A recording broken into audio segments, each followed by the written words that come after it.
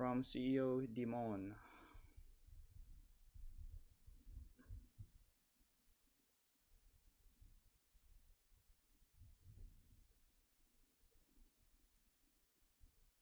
We'll watch this later. We'll see exactly what he said, but I doubt it.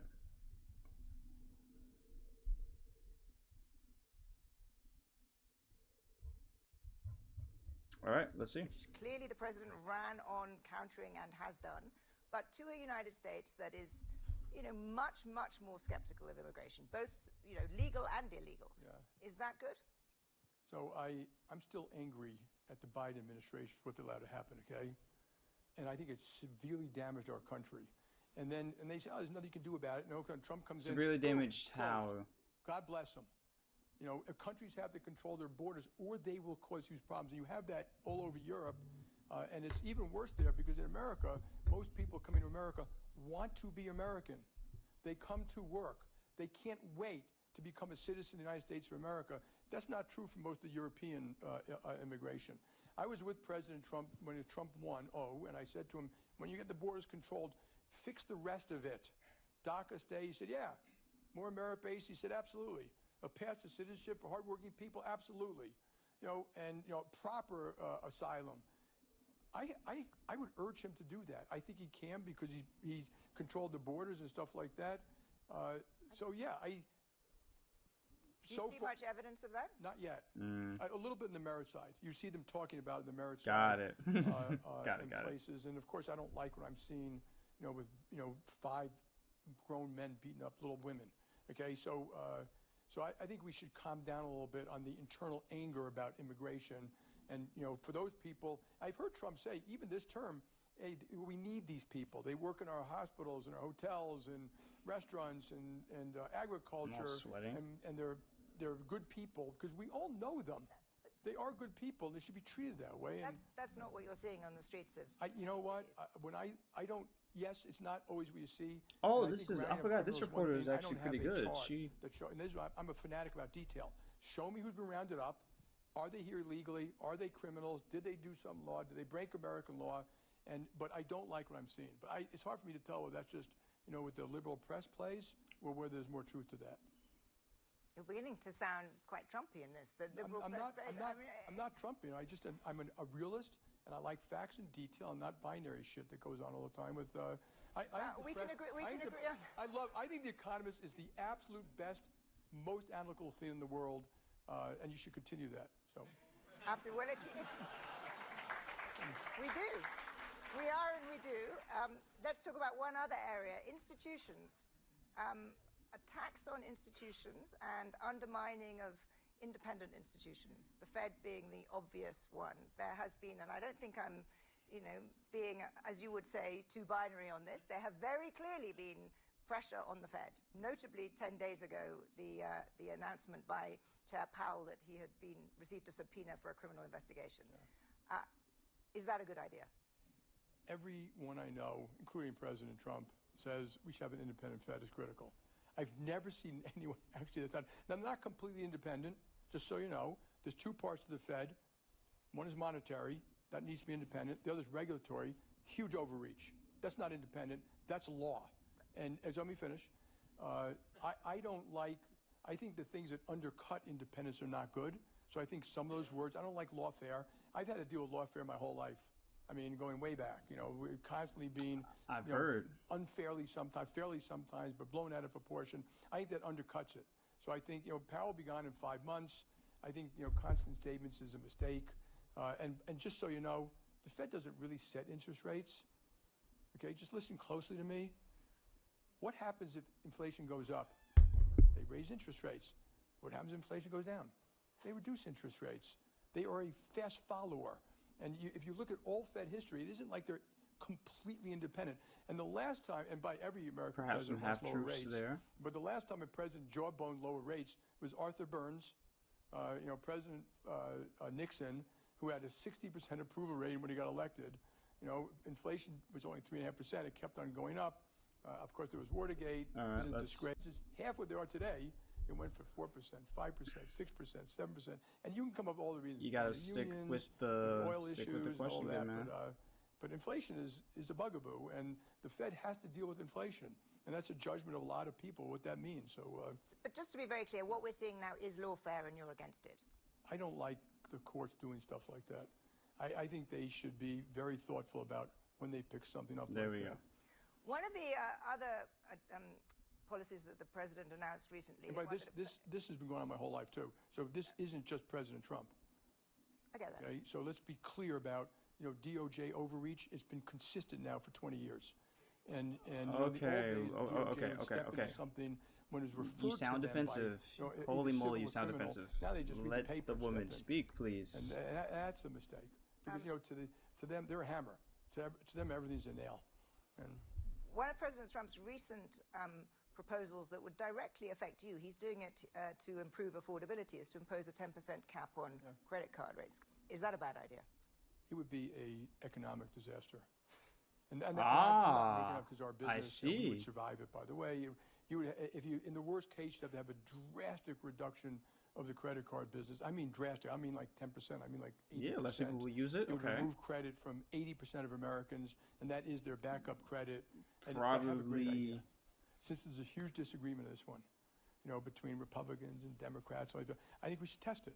And my view, and I can't do this, because it'd be antitrust, but the government can do it. They should force all the banks to do it in 2 states, Vermont and Massachusetts, and see what happens. And then I think the left will learn everyone who thinks manipulating price will learn You're saying a real the lesson. left, brother. And the Can people we crying please the most stick won't to be it? the credit card companies. It'll be the restaurants, the retailers, the travel companies, the schools, the municipalities, because people miss their water payments, their this payment and that payment. It would be something else to watch. I think they should test it. Well, President Trump may be determined to test it more broadly. Mm-hmm. Well, then, okay, whatever it is, we'll deal with it. I think it's wrong for the government to get involved extensively in pricing of stuff, but I got to deal with the world I got. It's kind of interesting. We're going to give them, at one point, real analysis on the effects of this. We've given some, but not a lot. It's kind of interesting. When I ask you something that directly And by affects the way- JP Morgan, you say it will be a complete economic disaster. Yeah. When I No, speak that's more a fact. broadly about It's geopolitics, you're very reluctant to criticize Well, the first president. of all, one I know exactly. The other one is more qualitative, how it's going to work, what are the pieces, what's their intent, how are people going to respond. They're not the same thing. But the economic, when you believe something to be true, you should say that. And so the economic of the card thing, we'll see. Do you think But CEOs... the other thing, I've not seen anyone, really, Republicans, senators, businesses, banks, credit unions, community banks, anyone think it's a good idea. Do you think it is... But it goes back to this thing about, this word affordability. Of course we want affordability. That The doesn't Democrats don't sound want affordability. like What we the see representation is Democrats. Okay, bad you policy expose yourself, around my good housing, man. Mortgages, affordability, Jeez, health, okay. immigration.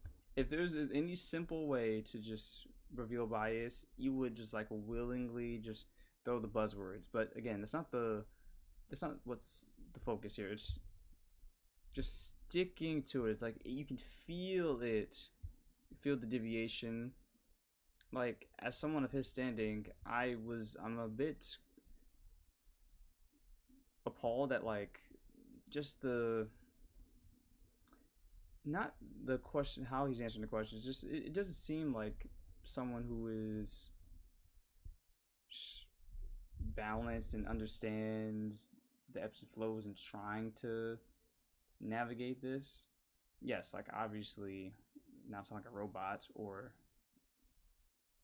be overly critical for no reason, but it's We've messed up so many policies, which I write about. It's time to fix them, and I think the economists can help do that because you guys are really smart people. And so, and we constantly have this economic policy that we don't think it through.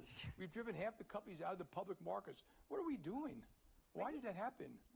And then we just can't deal with reality anymore as a people because we What's we want reality? a simple answer. Whose to everything. reality? And so, When you tot up all the things that we've been talking about, the president's policies, both geopolitically and economically, and the tech change that we're living through, do you think the U.S. economy is, on balance, in better shape or worse shape? it's been hugely better, resilient. right. It's in pretty good hugely shape. resilient. That You're means going to have bad. a lot of stimulus early this year, so you're going to, and multiple forms of it, from the one big beautiful bill to what they're doing with student lending to, some of the mortgage purchasing they're doing deregulation of banks, which is real, deregulation, which feeds animal spirits. Our economy is so large and so integrated and so complex, and it's hard to always tell, but the innovation is unbelievable. You take a trip to Silicon Valley and look at these companies, it blows you away. Not the brain companies, power we're going talking into about fixing everything things, else. Curing cancer and fixing machines, and so I think it's great. So you talk about economic policy, I think what government should be focused more on is policy conducive to growth. And then, of course, you have policies that help the old, the sick, the aged, et cetera.